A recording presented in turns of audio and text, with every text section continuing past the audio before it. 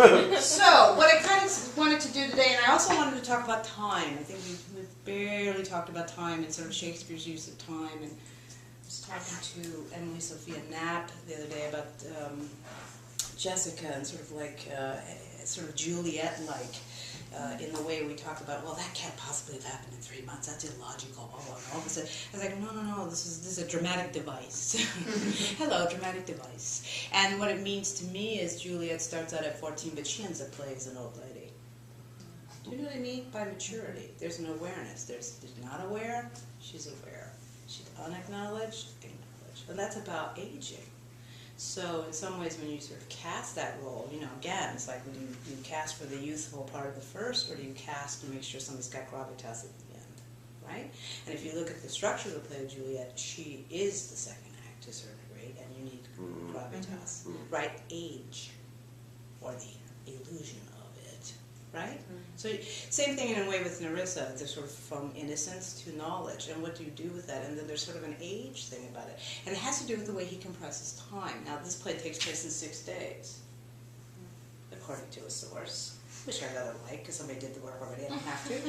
I don't have to really think about it. And that doesn't mean that there's not like days or months in between, but sort of in that compressed way. Remember we were talking about plays are whole, and then acts are their own self. Again, acts do this, scenes do this, speeches do this, right? French scenes do this, sort of, again, a replication of a replication of a replication, which is a natural thing to do, isn't it? To constantly divide yourself in an interesting way, right? So that in sort of the writing and sort of the telling of a story, we just sort of naturally have this rhythm to us. This is my big fat proposal. I was going to write my dissertation on 25 years ago, and I was like, oh, that's a universal theory, you can't do that. Because universals are bad. So I said, all right, I'll just write about boring old plays. And that was the end of that. So I'm back to it again. So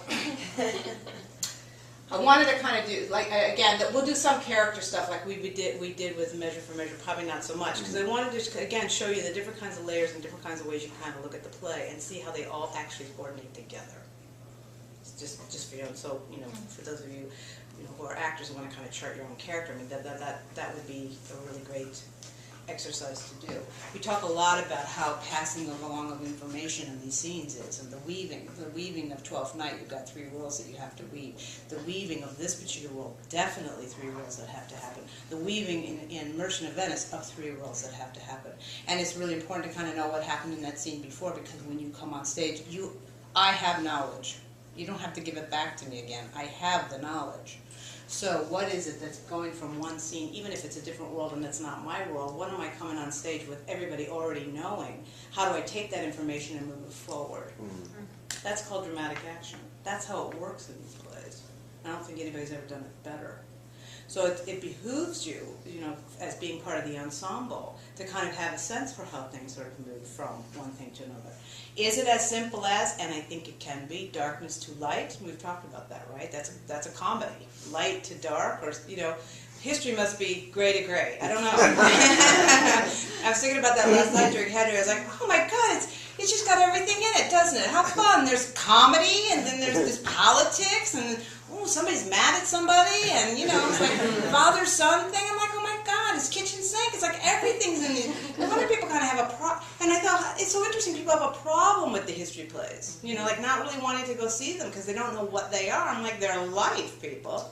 It's actually more true than sort of the dramatic device of sort of straight comedy and straight tragedy. It's so interesting. And we don't like that grade, right? We like, don't be having that funny scene in Macbeth. No.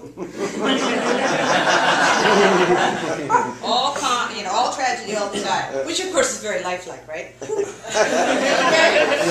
All right. So if we're kind of looking at our big life here, 50% is kind of like here-ish, right? And I'm going to propose today that the big moment of change happens right at Mark Antony's speech. As a matter of fact, I probably could find the exact line where it happens. It happens on a line, just like life, right? You're breathing, you're not. These plays come down to a moment. The scenes come down to a moment. The acts come down to a moment. And it's really fun to find them and to know how to go to them and how to pull away from them, right? Just sort of fun to sort of think of it that way, that they're mileposts that are just linked out there. I don't think it was conscious on his part. I really don't. I mean, I think maybe in the rewriting phase, when he had a really good dramaturg who said, look. Everybody needs a good dramaturg. To sort of like mark it out, and when is it time for certain kind of information or something instinctual. And again, I think it's about just knowing how to tell a story. This is today's big fat theory. So, anyway, we're going to go all the way up from the beginning of the play up to 3-2. And then we're going to pull in. You can just see what happens here. How fast the decline is. Right?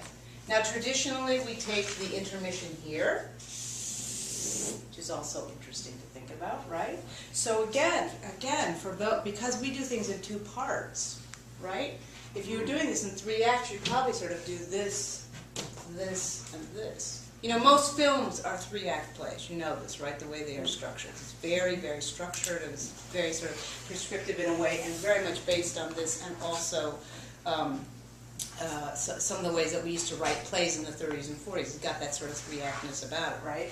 So you can sort of see this in some ways. And as a matter of fact, this last Hamlet, I asked Bill if we could do it in 2 intermissions, because it has a kind of 3-act sort of setup for it, you know, just to kind of let us have a breath before we have to go back in there again. But we're not necessarily trained as audience to be willing to take that breath.